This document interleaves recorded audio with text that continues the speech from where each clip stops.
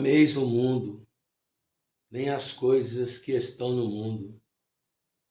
Se algum homem ama o mundo, o amor do Pai não está nele, porque todo o que está no mundo, a concupiscência da carne, a concupiscência dos olhos e o orgulho da vida, não é do Pai, mas é do mundo.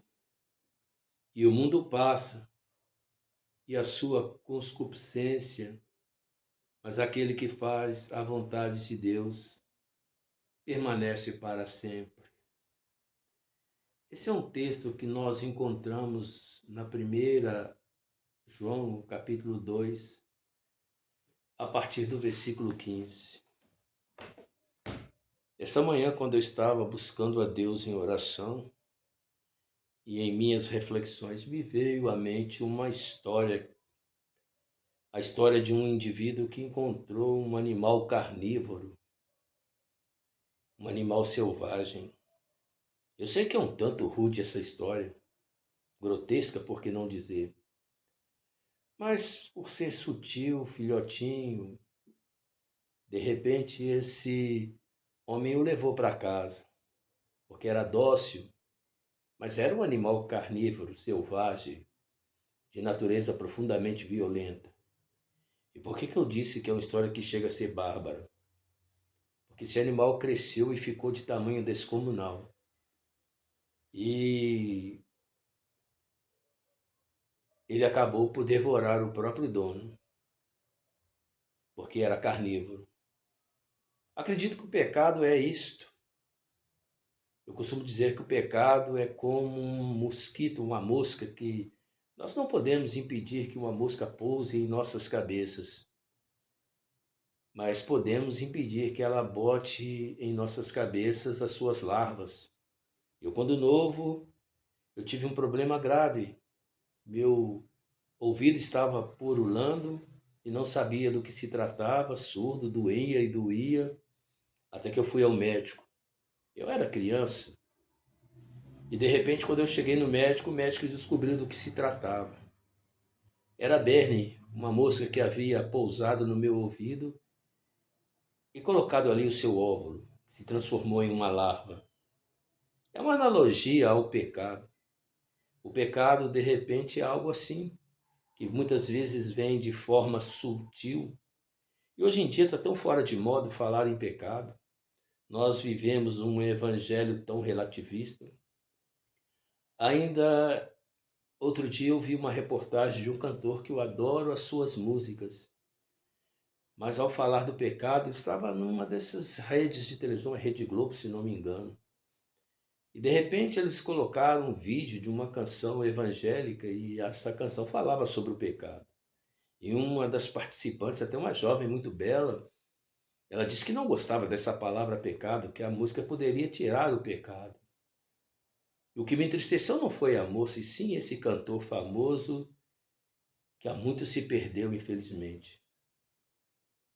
E chego a dizer que ele não deixou apenas que a mosca pousasse na sua cabeça, mas a mosca chocou, botou ovos ali. Esses ovos transformaram em larvas que, por sua vez, desceram ao seu coração. E o coração desse homem, infelizmente, não estou aqui para julgar, tanto é que não vou falar o seu nome. Eu não julgo pessoas, mas avalio o comportamento. E com certeza, essas moscas que botaram na mente dele esses ovos, ovos que se transformaram em larvas e que agora carcomeram seu coração que jaz pútrido. E não é diferente com muitos que são líderes, que são pastores, que são cantores, que se apostataram da fé. E quantos não abjuraram da fé? Quantos que quando eu aceitei Jesus Cristo eram pessoas que se tornaram-se os meus referenciais, mas que se perderam no meio do caminho. Eu não sou melhor do que ninguém, mas clamo a Deus dia e noite que tenha misericórdia. Existe uma sepultura aberta em qualquer canto, em vários cemitérios. Eu costumo dizer que eu prefiro a terra fria da sepultura do que deixar a presença de Deus. Volto a repetir, sei que sou falho. Existe um outro texto que Paulo escreveu no livro de Romanos, em que ele fala da luta que chega a ser algo maniqueísta, em que no capítulo 7 diz: o bem que eu quero eu não faço, o mal que eu não quero, isso sim é o que eu faço. Mas ele clama sempre pela graça, pela misericórdia de Deus. E assim é o meu coração. Também nós vimos no texto que está escrito, que Paulo escreveu aos Gálatas, no capítulo 5, que diz: olha, não fazeis as obras, andai em espírito e não cumprirei as obras da carne. E ele fala que as obras da carne é a porfia, a inveja, e vai em uma série de maledicências, idolatria, prostituição, enfim, o que contrasta com o fruto do Espírito. Que o fruto do Espírito é benignidade, bondade, amor, fé, justiça, mansidão, domínio próprio. São as virtudes do fruto do Espírito Santo, que combate esses germes que muitas vezes essas moscas querem pousar em nossas cabeças para que através disso ou pousar em nossas vidas para que o pecado venha. E o pecado nunca que vem de forma avassaladora, ele começa de forma sutil, é um pensamento, é um sentimento, seja na área que for. E quando ele encontra lugar cômodo para botar ali os seus bacilos, aí sim começa a perdição total. Geralmente ninguém cai de uma vez, aos poucos vai se desmoronando. Uma permissividade aqui, outra permissividade ali. Hoje já não se prega mais o evangelho tal como falava o mestre Jesus. Haja vista o que nós lemos no capítulo 7, em que Jesus diz: entrai pela porta estreita, porque larga é a porta que nos conduz à perdição. E ele fala também no mesmo capítulo, no mesmo texto, sobre o caminho, que nós devemos entrar pelo caminho estreito, porque largo é o caminho que nos leva à perdição. E aquele que quiser seguir a Cristo deve sim negar-se a si mesmo, tomar a cada dia a sua cruz e segui-lo. Não é fácil ser, as tentações são muitas, como está escrito aqui na primeira carta escrita por João. O mundo nos apraz, nos envolve de forma sutil, as luzes de neon. Hoje é muito difícil viver um evangelho e sermos firmes na palavra de Deus. Mas eu não troco a presença. Eu estava falando com Deus em minhas orações e eu pensei comigo: do que adianta ter o prazer por algum instante e depois viver perdido, distante da glória de Deus? E já não digo mais, muitos falam, não quero nem levar para o âmbito que é real, porque eu acredito que o inferno é real, tão real como as chamas que há de nos queimar. Mas eu digo o seguinte: tem um texto maravilhoso que parece não ter nada a ver. Quando Jesus, no capítulo 16, versículo 33, escrito por João, no Evangelho de João, diz: tenho dito isso, para que em mim tenhais paz. Neste mundo tereis aflições, mas tende bom ânimo, eu venci o mundo. Ou seja, quantas aflições, quantas vezes o pecado quer nos envolver, mas aquele que está em Cristo terá a paz.